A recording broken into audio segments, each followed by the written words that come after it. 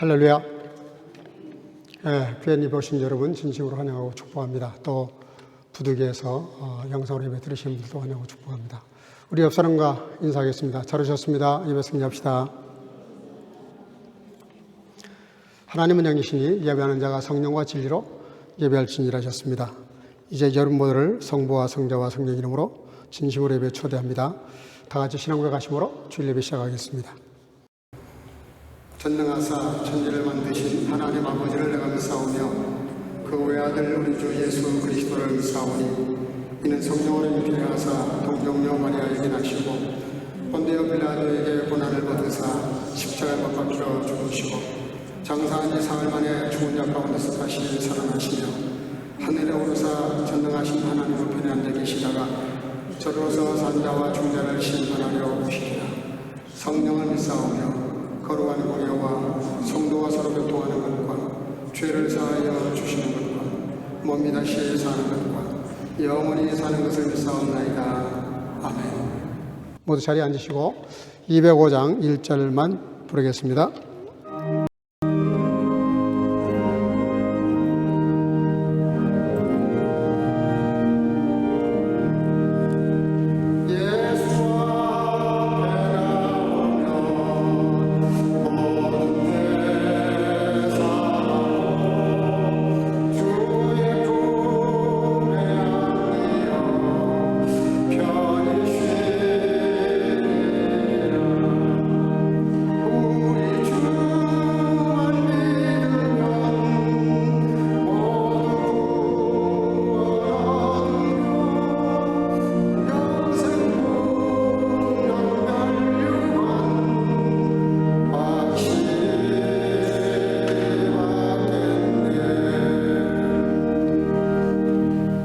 이 시간에 정유성 목사님 글을 대신해서 기도하시겠습니다. 함께 기도드리겠습니다. 우리의 구원자 되시고 참 소망 되시는 주 하나님 아버지, 한 주간도 저희들을 지켜 보호하여 주시사 오늘 주님의 날 저희 몸된 교회에 나와 예배 드릴 수 있도록 은혜 베풀어 주심에 감사를 드립니다. 지난 한 주간도 하나님의 말씀대로 살기를 소원했지만 순종하지 못하고 알게 모르게 지은 죄들을 용서를 구하오니 주님의 보혈의 피로 깨끗하게 씻어 주옵소서. 오늘 이 시간 예배의 주인 되신 여호와 하나님께 경배와 찬양으로 영광 올려드리기를 원하며 오직 여호와를 원망하는 자들에게 하나님의 능력 안에서 힘을 얻어 우리의 영혼이 강건하고 기쁨이 넘치는 복된 삶을 이루어가길 소망하며 기도합니다. 사랑의 주님, 아직도 지구촌 여러 곳에서 전쟁과 기근과 질병으로 끝이 나지 않아 희망을 잃고 혼란한 상황에 처해 있는 나라와 난민들에게 하나님의 긍휼과 자비를 베푸사 주님의 섭리로 전쟁과 모든 재난들이 종속되어 주 안에서 새 힘을 얻어 그들에게 자유와 평화가 주어지길 간절히 기도합니다. 또 저희 종교 안녕을 위해 기도합니다. 새로운 대통령을 선출하고 새 정부가 들어섰는데 이종자들이 하나님을 두려워하고 국민을 섬기는 자들이 되어 나라를 안정시키고 모든 분야가 새로워지도록 역사하여 주옵소서. 오늘도 저희 목사님께서 말씀을 대언하실 때에 성령께서 함께 하시어 사람의 말이 아닌 하나님의 말씀으로 선포될 때에 그 말씀이 우리의 마음과 생활 속에서 은혜로 다가와 주님을 향한 믿음으로 성장하도록 역사하는 믿음이 되기를 소원합니다. 또 저희 목사님의 가족과 가정에도 하나님의 은총이 늘 함께하며 주 안에서 평강하시기를 기도합니다. 사랑의 주님, 저희 성교교회 모든 각 부서를 담당하고 있는 재직들과 성도님들의 겸손과 순종으로 섬길 때마다 축복해 주시고 끝까지 잘 섬길 수 있도록 힘과 지혜를 주옵소서. 또 영육으로 연약한 자들을 치료하시고 회복시켜 주시고 예배를 위해 돕는 여러 성결들을 축복하여 주옵소서. 여건이 되지 않아 영상으로 예배하는 자들에게도 은혜와 축복을 허락해 주실 줄 믿사오고 우리 구주 예수 그리스도의 이름으로 감사하며 기도드렸습니다. 아멘.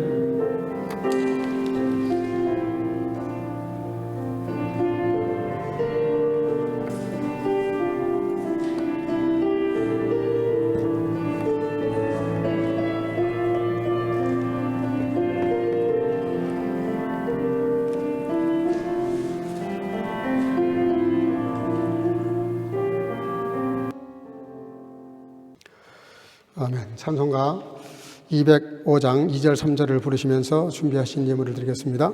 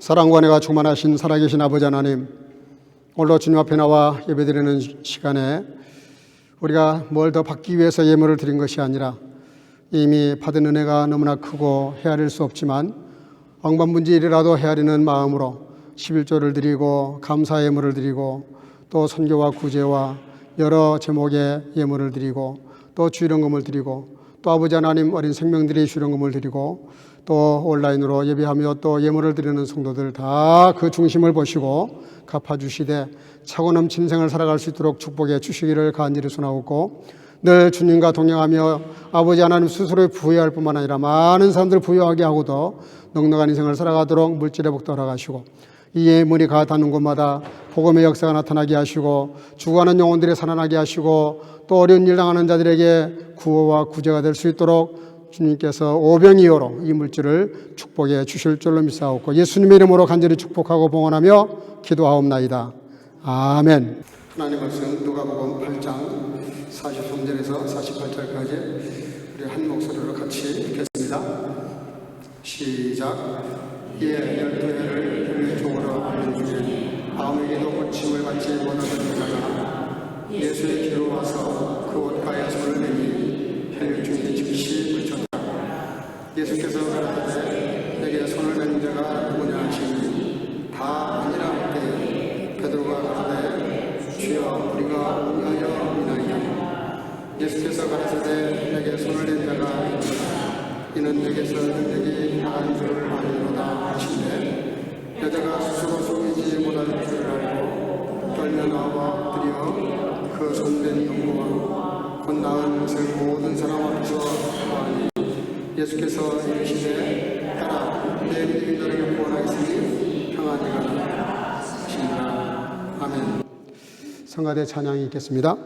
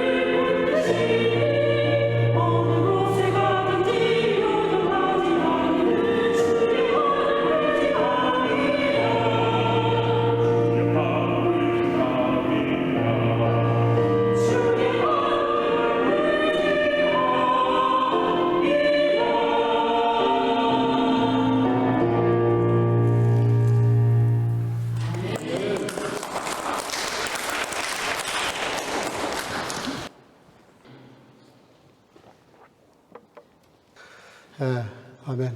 예, 귀한 찬양 감사합니다.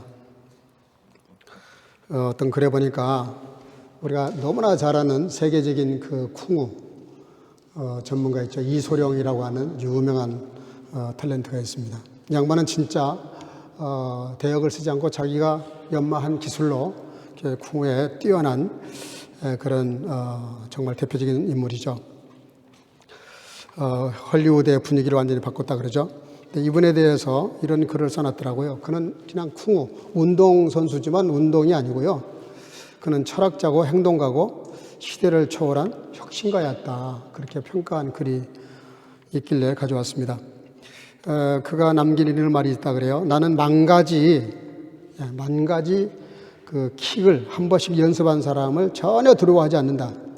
쉽게 말하면 팔방미인 별로 자기는 인정하지 않는다 그런 뜻입니다. 그러나 하지만 한 가지 킥을 10,000번 이상 연습한 사람을 두려워한다. 그러니까 그가 그런 뛰어난 무술을 익혔던 것은 얼마나 그가 많은 연습을 했는지를 보게 하는 겁니다. 그러니까 많은 여러 가지 것들을 잘하는 사람보다는 한 가지 것을 충실하고 거기에 깊이 파고 들어가서 한 가지를 확실하게 잘할 수 있는 사람을 자기는 두려워한다는 거예요. 그래서 그는 실제로 그 킥 연습을 하루에 500번 이상을 했다고 합니다. 우리 교회 출신 중에도 그 악기를 한 친구가 있고 지금 서울 모 대학에 교수를 하고 있지만 하루에 8시간 이상을 반드시 연습을 하고 잠을 잤다 그래요.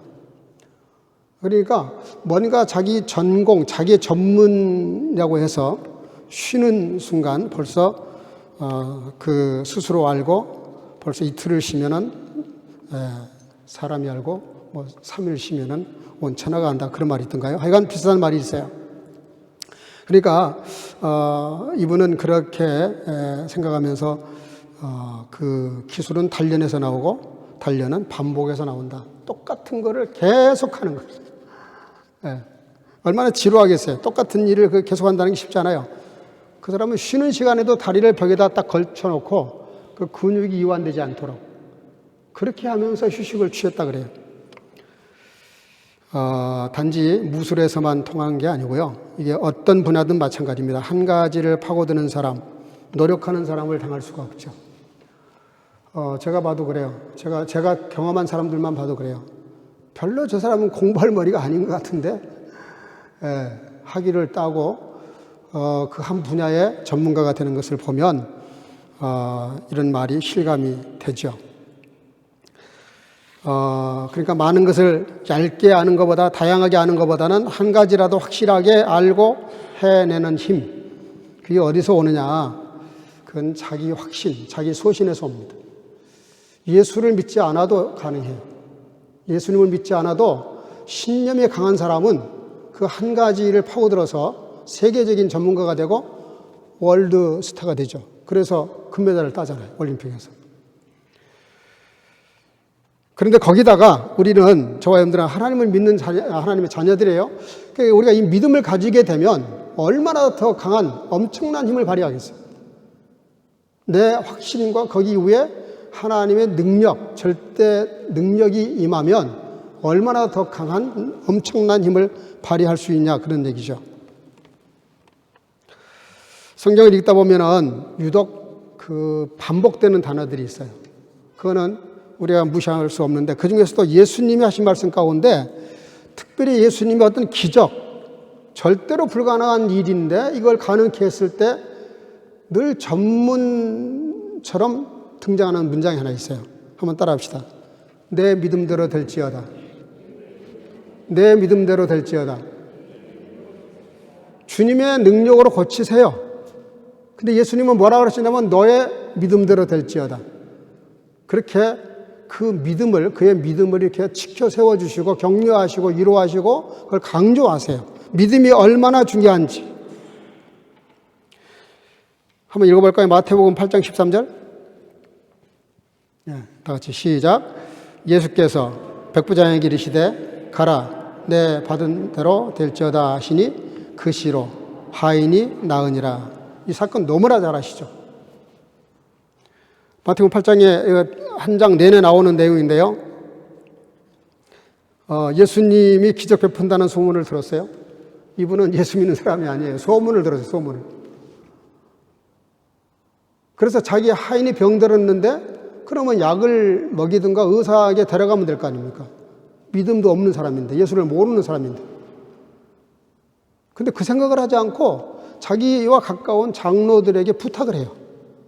내가 이만저만한 사정이 있는데 내 하인을 좀 고쳐주시면 좋겠다라고 장로님들을 부탁해서 가서 예수님을 만나게 해요. 예수님께 장로들이 그 사정을 얘기했더니 예수님께서 그래? 그럼 같이 가자. 그럴 때 이 백부장이 뭐라고 말하냐면요. 나같이 미천한 사람. 나는 비록 로마의 백부장이긴 하지만 비록 이렇게 강대국이고 지배국이긴 해도 그래도 감히 어떻게 나같이 누추한 사람 집에 예수님이 직접 오신단 말입니까? 그러지 마시고 그냥 말씀만 하세요. 말씀만. 그래도 충분히 내 하인이 나을 거라고 믿습니다.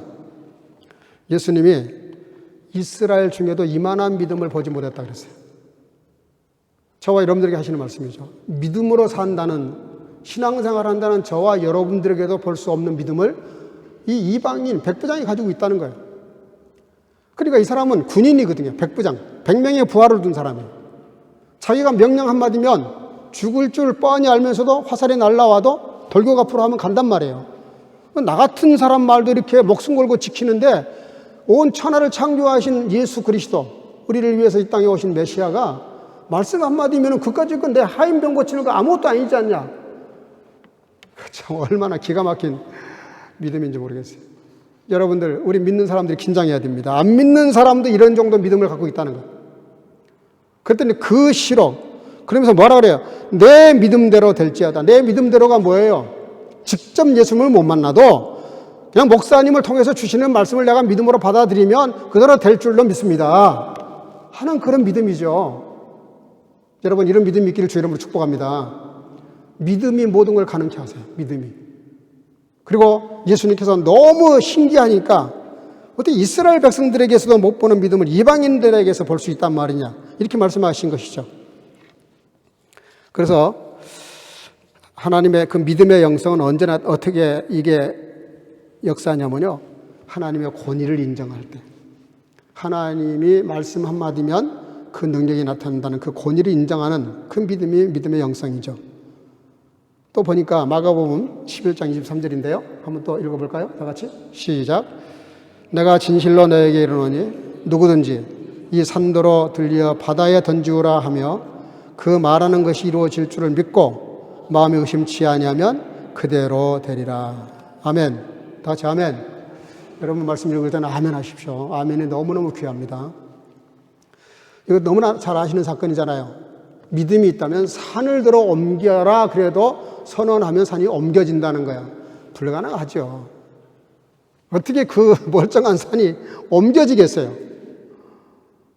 그런데 예수님께서 뭐라 그러시냐면은 내가 진실로 말한다. 진심으로 내가 정말 진지하게 너희들에게 말하는데 믿음을 가지고 이 산을 명해서 이쪽으로 옮겨라 라고 선언하면 그대로 된다는 거예요. 예수님이 뻥치시는 게 아니잖아요. 네? 예수님은 진실만 말씀하시는데 그렇게 말하시면 안 하셔도 진실인데 내가 진실로 그러잖아요. 진실로. 내가 진실로 너에게 말하는데 믿음이 있다면 산도 옮긴다. 여러분 믿으시길 바랍니다. 안 믿어지죠? 잘 아멘이 안 되죠? 예, 믿으려고 그러니 너무 어처구니 없을 거라. 너무 내가 그게 실감이 안 나니까. 그래서 우리가 참 불쌍한 사람들이에요. 어떻게 보면. 예수를 믿는데 믿어서 얻을 수 있는 축복들을 못 누리는 거라. 산에 진미가 쌓여 있는데 옆에서 굶어 죽는 것하고 똑같아요. 은행에 수조 원이 저금돼 있는데 그걸 찾지 못해가지고 노숙자가 돼가지고 밥을 털털 굶는 것하고 똑같아요. 여러분들 오늘 조금 좀 우리가 이런 말씀에 대해서 약간 쇼크를 받아야 돼요.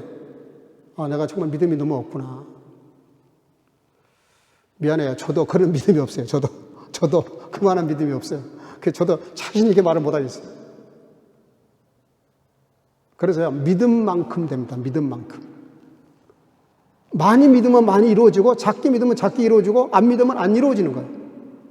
이거는 안 믿는 사람들도 똑같이 얘기해요.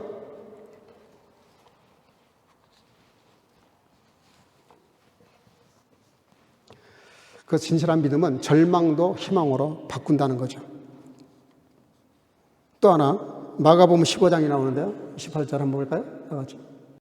시작. 이에 예수께서 대답하여 가라사대 여자야 내 믿음이 크도다. 내 소원대로 되리라 하시니 그 시로부터 그의 딸이 나으니라. 아멘. 여기도 내 믿음이 크다. 내 믿음이 크다. 내 소원대로 되라. 내가 믿는 그 믿음의 소원대로 되라. 그러니까 우리가 소원을 못 이루는 이유가 어디 있죠? 안 믿는 데 있습니다. 소원이 있는데 믿질 않는 거예요. 오래전에 집사님 한 분이 저한테 전화가 왔어요. 저희가 병원에 들어가는데 기도 좀 해달라고 그러시더라고요. 그래서 제가 그냥 전화로 기도하기가 미안해서 어느 병원이라고 물어봤어요. 어느 병원이라고 말씀하시더라고요. 오래전 얘기입니다. 그래서 제가 그냥 전화해도 되고 기도를 안 하고 그냥 병원으로 쫓아갔어요. 그분도 하도 급하게 전화 끊고 바로 병원 가신다 그래서 나도 바로 쫓아갔어요. 근데 정말 병원에 가서 침대에 누워 계시더라고요. 뭐가 문제냐 그랬더니 배가 너무 아프네요. 배가 막 창자가 끊어질 것 같다는. 근데 갑자기 제가 그때 믿음이 생겼어요. 믿음이. 내가 기도하면 나을 것 같아. 믿은 게 아니에요. 믿으면 나을 것 같았고 기분이, 이 느낌이. 그래서 그 집사님 손에 얹고 제가 안수 기도를 했어요. 간절히 기도했어요. 예? 막 땀이 나도록 간절히 기도를 했어요. 그리고 이제 의사한테 맡기고 그냥 왔어요. 1시간도 안 지났는데 전화가 왔어요. 퇴원해가지고 집에서 전화하시더라고요. 목사님 그렇게 기도하고 가셨는데 그러고 나서 한 30분 있었더니 아픈 게 다 사라진 거라. 이럴 때는 아멘도 하면 좋은데. 아멘? 그러니까 한은선 목사가 능력이 있어서 나은 게 아니고요. 기도하면 나을 것 같은데 기도했는데 나아버렸다니까? 믿으면 기도하면 나을 것 같은데도 났어요. 근데 기도하면 낫는다! 이런 확신을 가지면 안 낫겠냐고. 여러분 진짜로 믿으시길 바랍니다. 예? 믿음만큼 된다니까, 믿음만큼. 오늘 그 믿음을 좀 강조하려고 그래요. 이게 제 말이 아니잖아요. 예수님께서 하시는 말씀이잖아요. 예?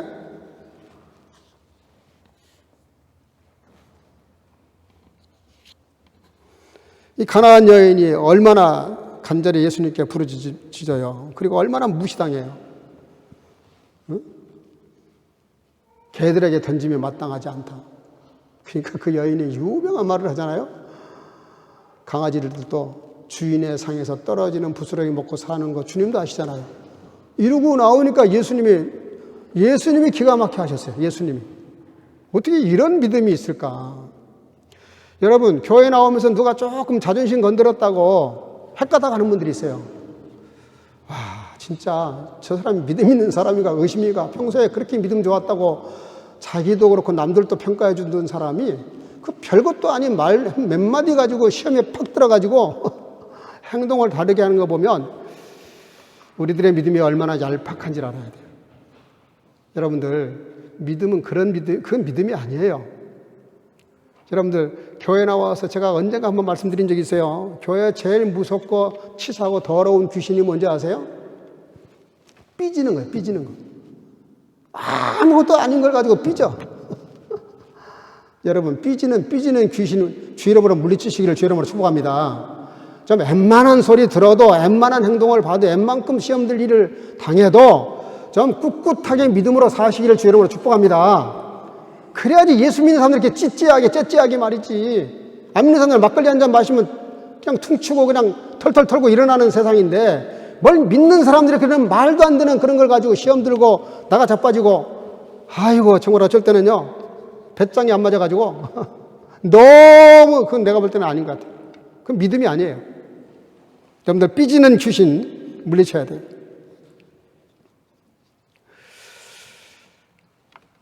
마태복음 9장 29절 30절 한번 볼까요?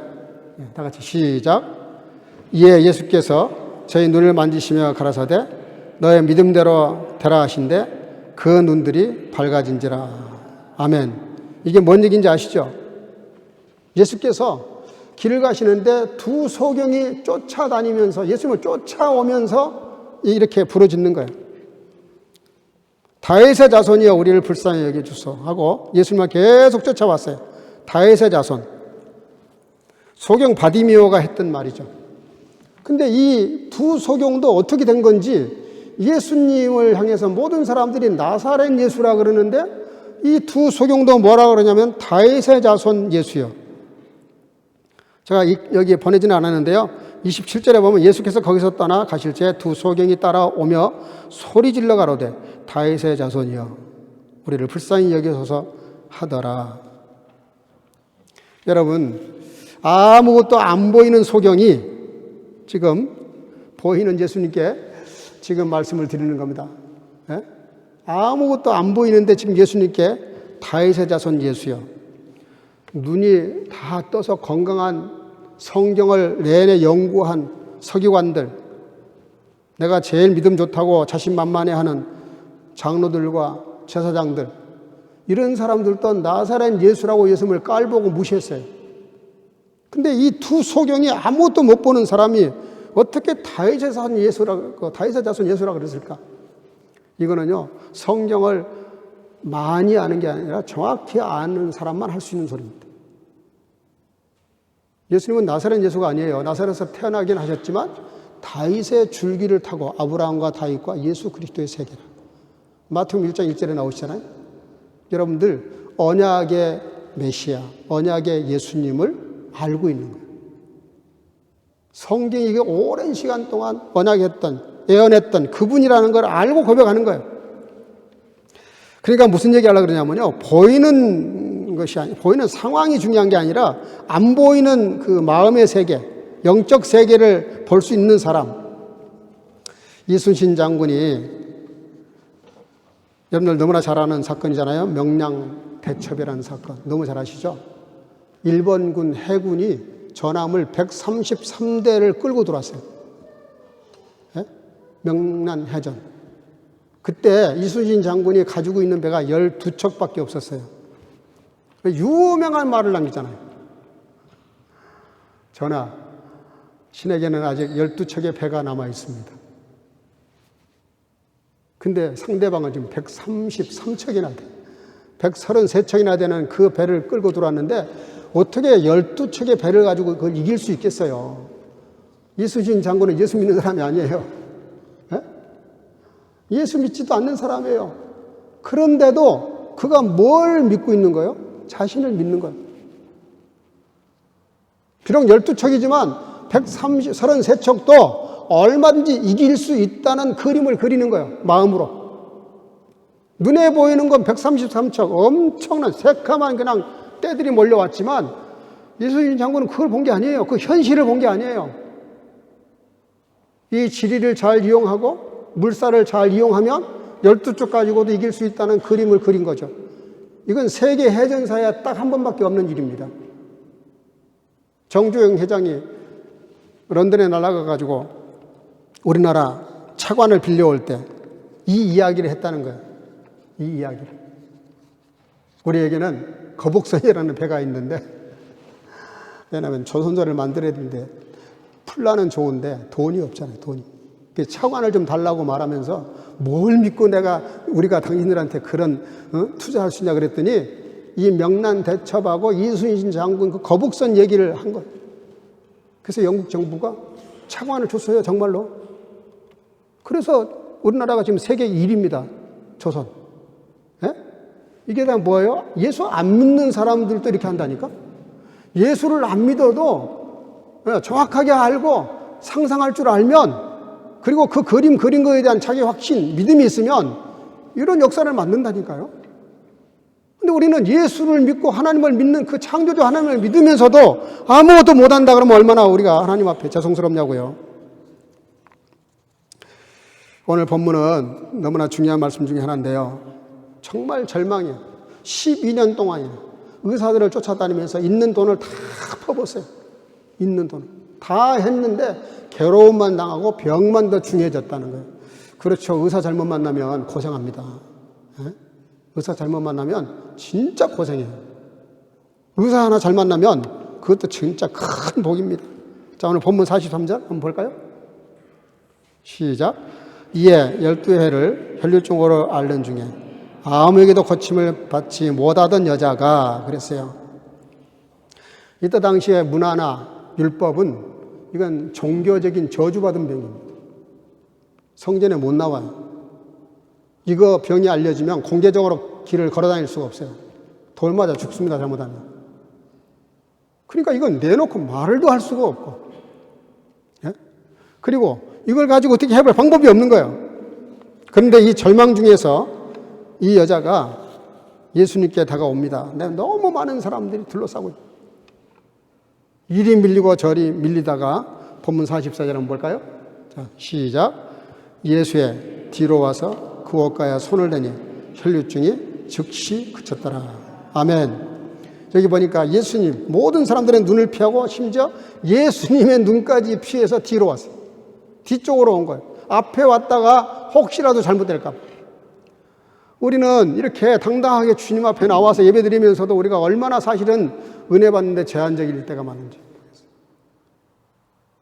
모르겠어요. 이렇게 스스로에게도 자신이 없고 많은 사람들도 손가락질을 받고 있고 모든 돈도 다 허비해서 돈 한 푼 없는 이 여인, 불쌍한 여인. 이제 마지막 죽기 전에 한 번 더 손을 내밀었던 것 같아요. 여기 중요한 건요, 뒤로 와서 그 옷가에 손을 댔다는 게 중요합니다. 우리 신앙이 손을 내미는 신앙이 돼야 된다. 손을 내밀어야 돼요. 행동하는 신앙. 마음으로만 앓고 밤잠 못 자고 고민할 게 아니라 뭔가 움직여야 되는 거예요. 예수님께 손을 내밀었다는 게 얼마나 중요한지 몰라요. 행동하는 믿음. 너무나 두렵고 떨리는 마음으로 그렇게 절박한 마음으로 와서 뒤에 와서 손을 댔어요. 그랬더니 47절, 자 본문 47절 같이 시작. 여자가 스스로 숨기지 못할 줄을 알고 떨며 나와 엎드려. 참 너무나 재미있는 얘기입니다. 지금 이미 역사가 일어났어요. 병도 다 고침받았어요. 그런데 누가 내 몸에 손을 댔냐? 아니 예수님 몰래 살짝 터치한 건데 그걸 어떻게 아시겠어요? 사람들이 이리 밀고 저리 밀고, 베드로가 나와서 그러잖아요. 이 사람들이 밀고 당기는데 누가 예수님께 손을 댔겠습니까? 그냥 부딪힌 거지. 이렇게 제자조차도 그렇게 말을 하는 상황인데 실제로 예수님은 다 안단 말이에요. 아신단 말이에요. 그때 누가 내게 손을 댄 자가 누구냐 이렇게 물으셨어요. 여러분, 왜 예수님께서 이렇게 그걸 드러내놓고 공개적으로 물으셨다고 생각하세요? 만약에 이 여자가 정말 고침받고 아무도 몰래 고침받고 신이 나가지고 휘파람을 불면서 그냥 자기 길을 갔으면 얼마 못 가서 후회합니다. 예수님의 그 거룩한 힘과 능력을 입어서 고침받았는데 고침받은 것까지 감사한데 이게 숨긴 거잖아요. 숨기고 있잖아요. 마음에 계속 걸리겠죠. 근데 병은 낫는데 마음에 병이 들 수 있죠. 계속 이게 반복되면 우울증이라고 그런 데서 오거든요. 예수님께서 누가 내게 손을 댄 자가 내게 손댄 자가 누구냐 이렇게 물으신 건 뭐냐면 이거를 예수님께서는 이 여인에게 몸도 고침 받았지만 더 중요한 게 뭐예요? 영혼의 고침, 영혼이 자유하기를 바라신 거예요. 예수님이 고쳐 주셨다는 걸 공식화해야 그래야 이 여인도 떳떳하고 자유할 수 있죠. 만약에 그걸 숨겼는데 예수님도 분명히 물으셨는데 자기가 드러내지 않으면 그러면 이제 더 큰 문제가 되겠죠. 예수님께서 왜 이거를 공개적으로 이렇게 끄집어내셨겠어요? 사람들이 생각하지 못한 걸 예수님이 생각하신 거예요. 이 여인이 지금 병 고침 받은 그 기쁨은 잠깐이라는 거죠. 병든 몸 또 병 안 들겠어요? 여러분들 더 중요한 걸 아셔야 돼요. 우리가 병든 몸 고침받은 것도 너무 감사한 일이지만 더 감사한 것은, 더 중요한 것은 영혼의 고침 받고 그리고 자유하는 것. 미국 시카고의 한 교회에서 장례식이 있었답니다. 근데 이 장례식이 좀 희한한 장례식이었어요. 3살 먹은 어린 아이가 죽었어요. 3살 먹은 어린 아이가 죽었는데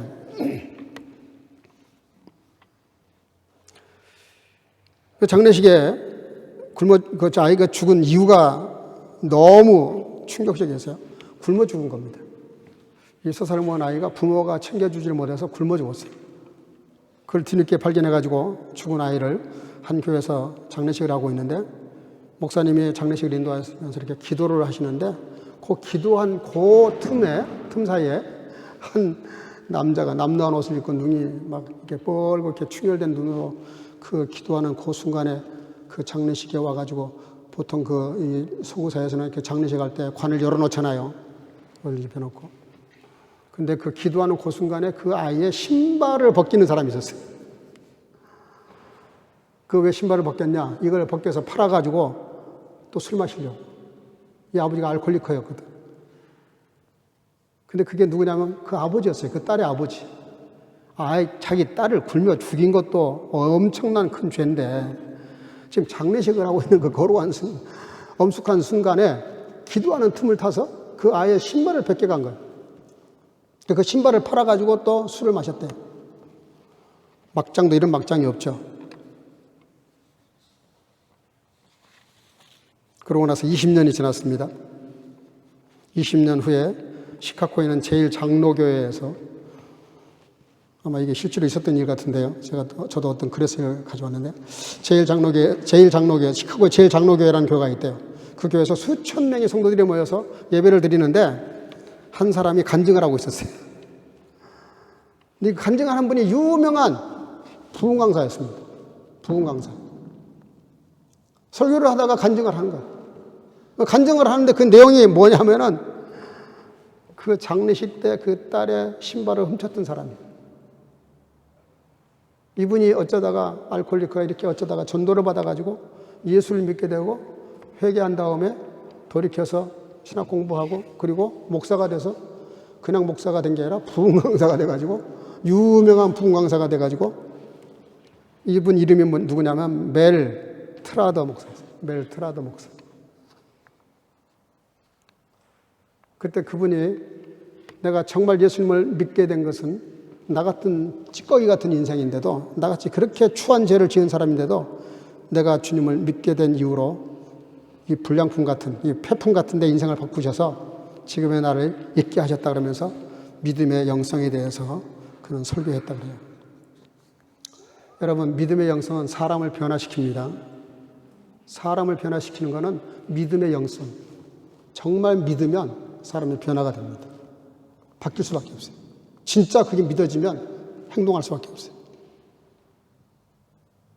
그래서 오늘 예수님께서 이 여인에게 선포하신 게 뭐죠? 자, 48절 다 같이 시작. 따라 내 믿음이 너를 구원하였으니 평안히 가라. 자, 계속 제가 한 6번 정도 내 믿음이 너를 구원하였어. 내 믿음이 너를 구했다. 내 믿음이, 너의 믿음이.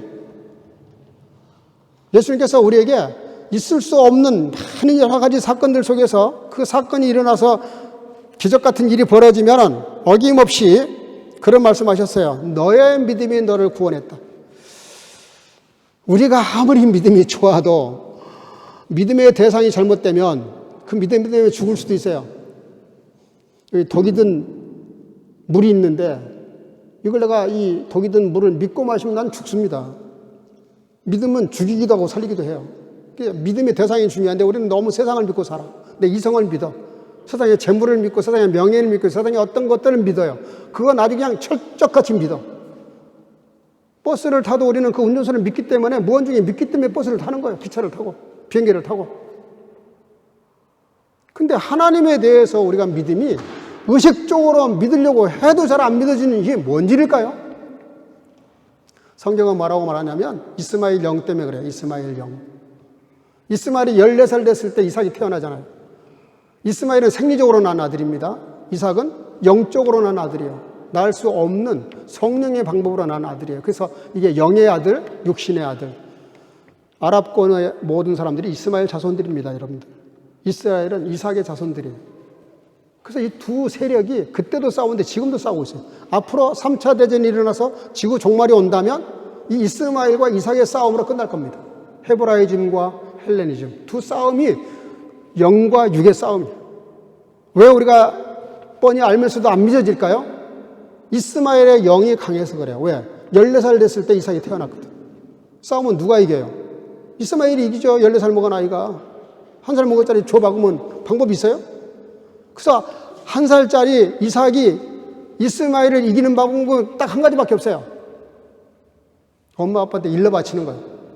그게 기도라고 하는 거예요. 기도. 여러분, 기도의 사람이 되시길 주님으로 축복합니다.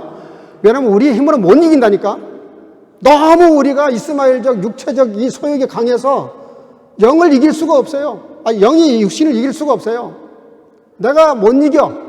그래서 바울 사도가 나를 치고 자기를 죽인다 그러잖아. 육신의 사람을. 그래야 영이 사람이 살아나서 이게 강해져서 육신의 사람을 이길 수 있다는 거 아니에요. 우리 지금 그 싸움하고 있는 거예요, 여러분들. 왜 우리가 자꾸 불신하고, 왜 우리가 믿음이 약해지고, 왜 우리가 열심히 떨어지고, 왜 주님에 대한 그런 마음이 약해지냐. 이스마엘적 육신이 더 강해서 그래요.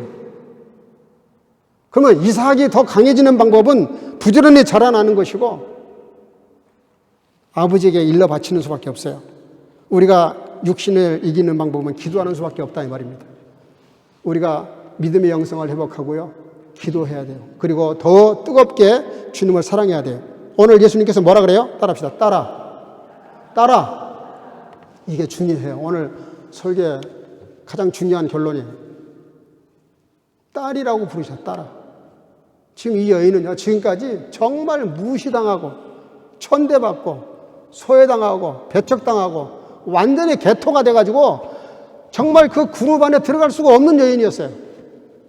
여러분들 소외당한다는 게 얼마나 무서운지 아십니까? 학교에서 종종 청소년들이 왕따 시킨다 그러잖아. 왕따. 큰 죄입니다. 그게. 사람을 하나 왕따 시켜서 사람을 우습게 만들어서 매장시키려고 하는 것은 살인이나 마찬가지예요.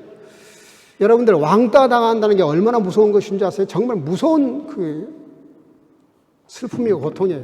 이 여인이 바로 그랬단 말이에요. 완전히 왕따 당해 살았던 이 여인에게 예수님께서 여인아 그러지 않고요. 따라 그래요. 따라. 이게 뭐죠? 너와 나와 관계가 아버지와 딸이다. 이 여인을 하나님의 나라 자녀로 정식으로 공식으로 선포하신 겁니다. 이거는 그 여인의 병을 고친 것보다 훨씬 큰 축복이에요. 우리는 이 여인에게서 그 혈류증이 끊어져서 병 고친 거를 너무 생각을 하다가 보니까 이걸 잊어먹는데 그건 사실 아무것도 아니라니까? 정말 중요한 게 뭐예요? 따라. 아버지와 딸이 된 거예요. 그러면 다 얻은 거죠. 우리는 그런 중요한 관계를 자꾸 소홀히 해요. 그리고 자꾸 병 고치고 기적받고 뭐 능력받고 뭐 축복받고 여러분 그거는 다 사라지는 것들이에요. 영원히 변치 않는 게 뭐예요? 관계입니다. 관계. 주님과의 관계가 변하지 않는 것이죠. 그래서 오늘 여인에게 따라 너의 믿음이 너를 구원했으니 따라합시다. 평안히 가라. 그 마음에 평화를 주셨어요. 이 여인에게 지금까지 불안하고 고통스럽고 괴롭고 힘들었던 그 삶을 끝을 내주시는 거예요. 그래서 육신도 고치셨지만 그 영을 치유하셨고 관계를 회복하셔서 그래서 이 여인에게 영원히 변치 않는 진정한 평화를 주신 것이죠. 로마에 가면 카타콤베가 있다는 거 다 아는데요. 터키에도 카타콤이 있어요. 저는 거기 갔다 왔는데요. 갑바도기아라고 하는 유명한 카타콤이 있습니다. 지하 120m까지 뚫고 들어갔어요. 제가 그 흙을 손으로 이렇게 긁어봤어요. 그랬더니 이 바위는 바위인데 긁으면은 모래알처럼 긁혀져요. 그런 바위 같은 지하가 있어요. 그걸 120m까지 팔고 들어가가지고요. 이걸 1960년대에 한 여행객이 뭘 파다가 그 구멍이 퉁 털어지니까 알고 보니까 이게 거기였는데 그 지하에 3만 명까지 들어가 살 수 있어요. 3만 명. 그 규모가 얼마인지 아시겠죠? 3만 명이 들어가 살 수 있어요. 예? 120m까지 들어가서. 그래가지고, 지금은 지하 8층, 55m까지만 공개를 하는데 저도 그때까지 가봤어요. 근데 그 안에 다 있습니다. 교회도 있고요. 예? 식당도 있고요. 약국도 있고요. 심지어 무덤까지 있어요. 그 안에 무덤. 그 속에 무덤도, 한 도시야, 도시. 그 지하 도시. 심지어 거기 감옥도 있어요. 죄를 지면 거기다 감옥에 가뒀어요. 그리고 거기에 온갖 교회와 그리고 성찬식 할 수 있는 것, 쉬는 것, 여러 것들을 지하에다 다 만들어 놨는데 400년 동안 이곳에서 신앙생활을 합니다. 여러분, 말이 그렇지 지하에서 400년 동안 신앙생활, 그게 간단한 얘기입니까? 이게 무슨 얘기를 하려고 그러냐면은 그걸 만든 사람들뿐만 아니라 그 다음 세대, 다음 세대, 다음 세대, 다음 세대가 그 카타콤에서 신앙을 유지했다니까요. 저와 여러분들이 지금 얼마나 그분들한테 미안한 마음을 가져야 돼요. 얼마나 편안하게 감사하게 마음껏 신앙생활할 수 있는 이런 지금 현실이 된 것에 대해서 너무 하나님 앞에 감사할 뿐만 아니라 그분들에게 좀 죄송한 마음도 가져야 돼요. 그런 신앙 속, 그런 환경에서도 신앙을 지켰다고요. 사랑하는 성도 여러분들, 오늘 이 여인이 고침받은 비결이 뭡니까? 절박한 마음으로 나온 겁니다. 절박한 마음. 정말 더할 수 없는 절박함. 절실한 마음으로 나온 거. 여러분들이 주일날 교회 나오실 때요, 편안한 마음으로 나오세요. 그렇지만 거룩한 약간의 절박함이 필요해요. 어떻게 해서라도 주일 성수하려고 애를 쓰고 예배 영성을 이렇게 살려보려고 애를 쓰는. 그래서 오늘 이 여인은 절박한 마음으로 나왔을 때 예수님께서 그 여인을 그냥 고쳐주신 것이 아니라 모든 사람들 앞에서 그 여인의 영과 육을 치유하시고 그리고 자유함을 허락하셨어요. 그래서 정말 기쁨으로 감사함으로 평화로운 마음으로 돌아갈 수 있었어요. 그런데 그 비결이 뭐냐? 너의 믿음대로. 따라합시다. 너의 믿음대로. 여러분들은 바꿔서 말해요. 나의 믿음대로. 나의 믿음대로. 오늘 예수님께서 선포하십니다. 나의 믿음대로 이루어지십니다. 아멘. 내가 믿지만 역사는 하나님이 하세요. 이 은혜가 저와 여러분들에게 있기를 주의 이름으로 축복합니다. 예, 우리 찬양 한장하고 기도하겠습니다. 오늘은 찬양인도를 제가 하겠습니다. 자, 이 나 주의 믿음 갖고 악보를 좀 띄워주세요. 이거 혹시 아시는지 모르겠는데, 예.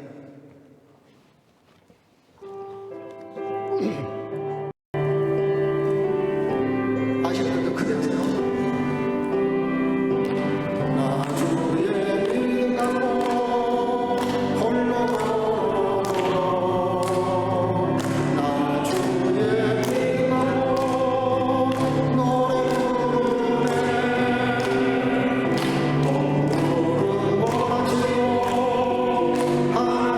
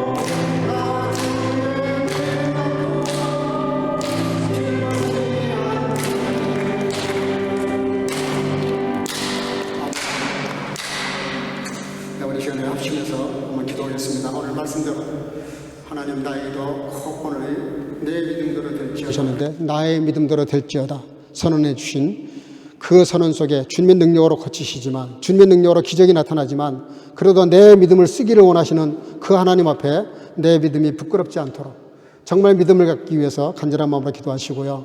흔들리는 시대입니다. 아무것도 아닌 일로 시험받는 날이 그런 시대입니다. 절대 믿음을 가지고 좌로우로 치우치지 않고 오직 주님만 바라보면서 모든 만사를 믿음으로 풀어가기 위해서 간절히 기도하시기를 바라고요. 두 번째는 지구촌의 전쟁과 기후 악천후 때문에 많은 사람들이 고통당하고 있습니다. 또 경제 전쟁으로 세계 정치가 소용돌이 치고 있습니다. 하나님께서 개입하시고 간섭하셔서 평정해달라고 기도하시고 특별히 우리 교회 유초등부, 중고등부, 청년부 여름 특별 순서를 진행하고 있는데 위해서 기도해 주시기를 바라고요.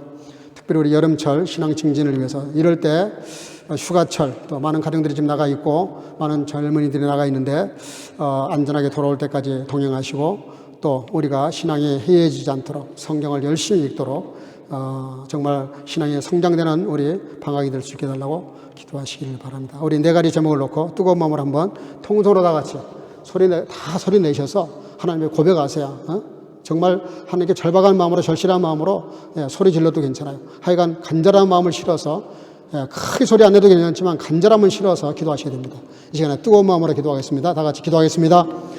사랑 우리가 충만하신 아버지를 감사합니다. 하나님 은혜 가운데 주님과 이하는 시간에 아버지 하나님 이렇게 아버지 하나님이여 참으로 너의 믿음대로 될지어다 너의 믿음대로 될지어다라고 선언해 주신 것 주님의 선언대로 아버지 하나님 나의 믿음은 정말로 주님을 신뢰하는 마음을 가지고 아버지 하나님이여 주께서 나의 여러 가지 어려운 사람들을 기억하고 절박한 마음으로 절실한 마음으로 진실한 마음으로 온전한 마음으로 주님을 신뢰하고 믿는 가운데 아버지 하나님 참으로 그 믿음으로 아버지 나가시고자 하는 하나님의 은혜와 역사와 기적과 놀라운 것들을 나타낼 수 있도록 아버지 하나님 믿음을 놓아 주시기를 원합니다.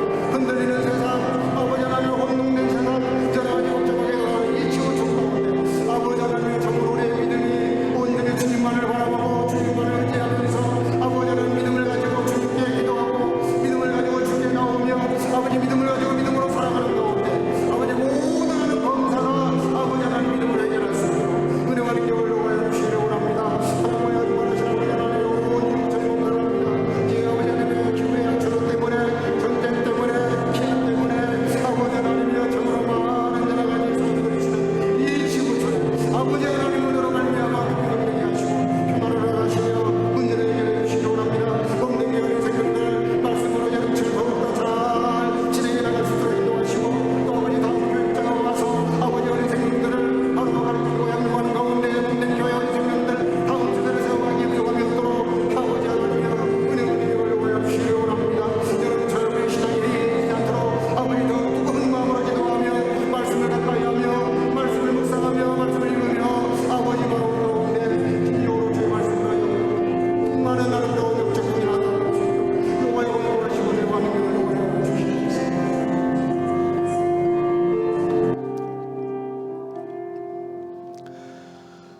내 믿음대로 될지어다. 너의 믿음대로 될지어다. 너의 소원대로 될지어다. 라고 말씀하시며 우리의 믿음을 격려하시고 우리가 믿음 갖기를 원하시고 그렇게도 우리가 주님을 진실한 마음으로 절박한 마음으로 절대자를 믿기를 신뢰하기를 원하시는 그 주님 앞에 우리 사랑하는 성교자들 다 아버지 하나님 이런 음성을 들을 수 있도록 내 믿음대로 될지어다. 그래서 너의 소원이 이루어지고 그래서 너의 문제가 해결되고 그래서 너의 앞길이 형통하고 그래서 너의 소원하는 바가 이루어지기를 원하는 그 소원이 다 이루어지는 역사가 온 성교가족들에게 임할 수 있도록 축복해 주시옵소서.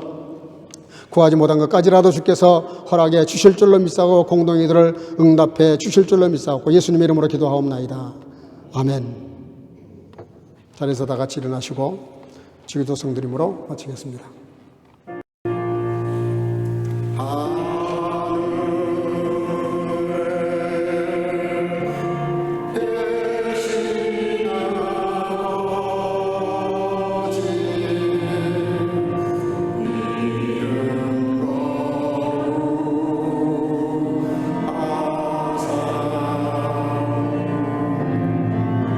주님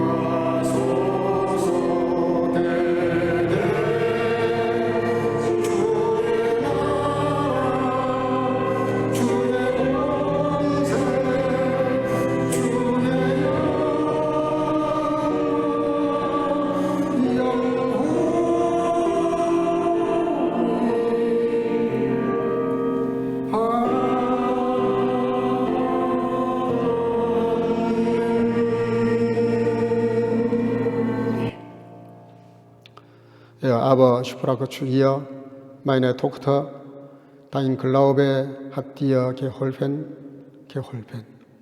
Geh hin in Frieden.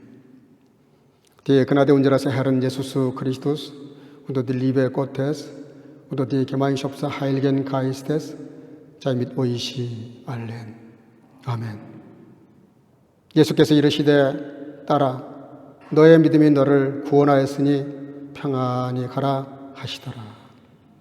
이제는 우리 구주 예수 그리스도의 놀라우신 은혜와 아버지 하나님의 구원하신 극진하신 사랑하심과 성령의 교통으로 충만케 하심이 급변하는 세상에서 변찮은 진리의 말씀을 붙잡고 오직 믿음으로 모든 만사를 풀어가며 절대 믿음으로 승리의 삶을 살아가기를 마음속에 결단하고 돌아가는 여기 모인 성교가족과 주의 절과 영상으로 예배하는 모든 주의 자녀들 머리 위에 이제로부터 영원토록 함께 있을지어다.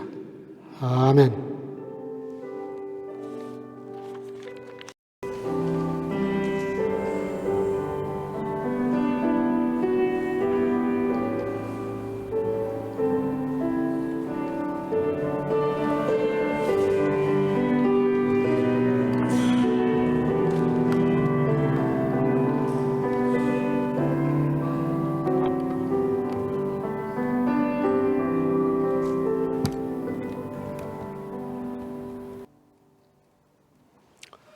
잠깐만 자리에 앉으시고요.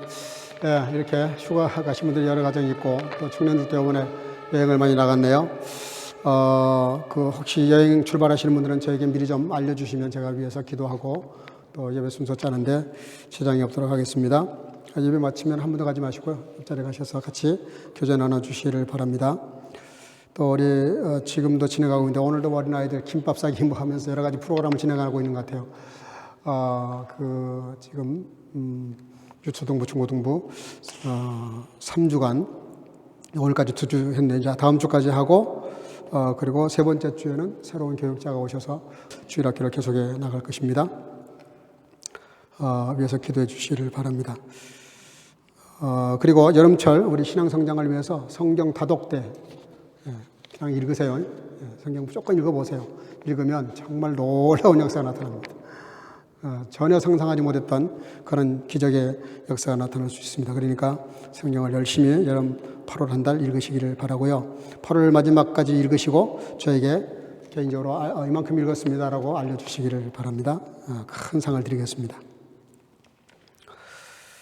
그리고 우리 석 달 동안 7월, 8월, 9월 지금 약간의 헌금이 들어왔는데요.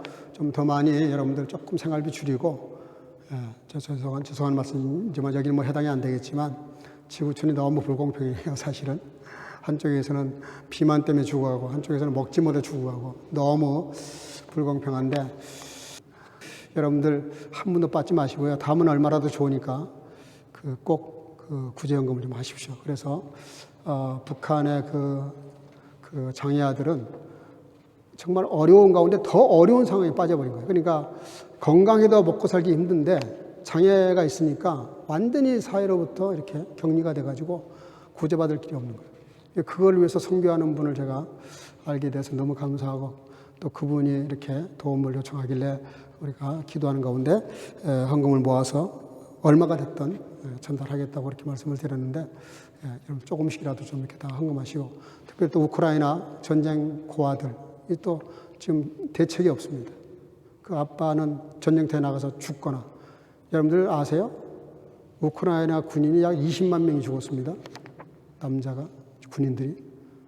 러시아는 뭐 훨씬 더 배 이상이 죽었을 거라고 그렇게 예측을 합니다. 어쨌든 그러다 보니까 그 아빠가 없는 그런 가정들 그리고 또 아예 아빠밖에 없었던 아이들은 고아가 되는 건데 이 아이들 도울 길이 없습니다. 그래서 우리가 최선을 다해서 우리가 옛날에 그 유고슬라비아 전쟁 때도 헌금을 해서 그때 도왔잖아요.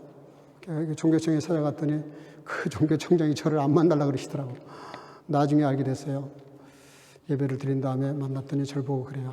하도 왜 왔냐고 물어보시더라고요. 그래서 우리 여기 심장남도 계시지만 우리 심장남이고 같이 갔었어요 그때.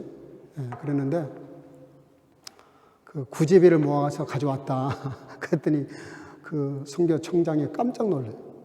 수백 명이 여기 지나갔는데 한 사람도 그 도움 받으려고 오지 봉투 가지고 와서 도와주려고 온 사람 당신 처음이라고. 제가 또 쇼크를 먹었어요. 어떻게 그렇게까지 그럴까. 근데 그 청장이 그래가지고 너무 감사해가지고 한 2시간 같이 차 마시면서 우리 얘기했다니까요. 여기 장로님이 계시고, 심장로님 그때 순교 위원장이시니까 같이 갔었죠. 여러분들, 우리가 조금 도우면 여러분들 더 풍성해지십니다. 그래서 석 달 동안 좀 헌금하시기를 바랍니다. 예. 이걸로 예배 마치겠습니다. 우리 옆방에 가서 다 교제할 수 있기를 바랍니다. 영광의 박수 올리겠습니다. 할렐루야.